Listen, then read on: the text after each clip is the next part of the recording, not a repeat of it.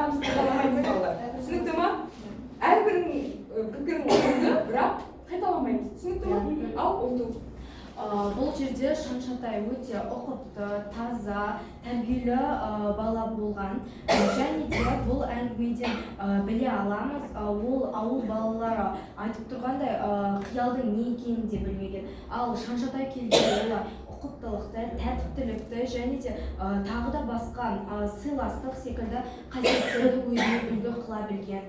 Бұл жерде олар тіпті хаттасушы теке қарттың өзін сыйлауды, тіптен олардың білім құштарлығын ашып, газет журналдардың теке қарттың үйіне барып алуға баулауға.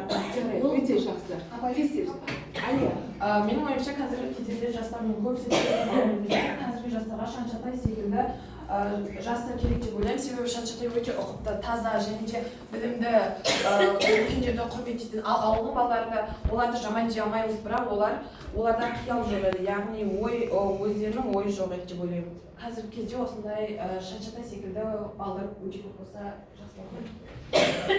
Бұл жерде Таңшықара повесіне алынған.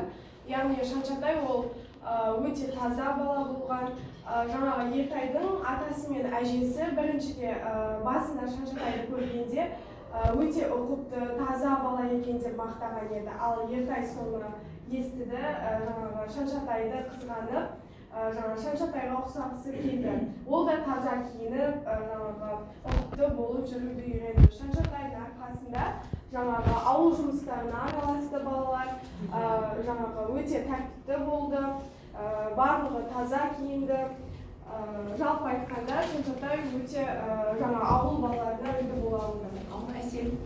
Шаншатай сонымен қатар тек қана білім жолында қуап алды. Мәселен, бұл өлең айта алатын. Ал Ертай осының арқасында өзінің сурет салуды жай ғана еңбек емес, өзінің болашақтағы арман мақсатына жету үшін қолданды. Осы ауыл балдары Шаншатайды өзіне үлгі тұтатын еді. Ал еркек бар.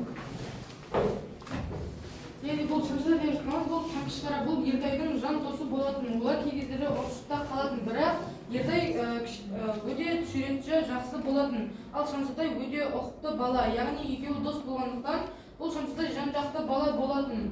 Және де сол бір күні Ертайға айтады, ол Октябрь балалар деген газет болатын. Оған Ертайдың жақсы сурет салатынын біліп, сол суретті сен сал, ал біз Октябрь балалар газетін жарыққа шығарамыз дейді. Және бұл мақсаттары орындалады. Повестің соңында Ертай өте жақсы суретші болып ауылға танылады. Октябрь балалар газетін жарыққа шығарады. Оның суреттері басқа да ауылдарға кең таралып, барлығы мақтайды достары. Бұның бәрі осы Шаншатайдың арқасында. Елімізге бұндай балалар керек екені сөзсіз.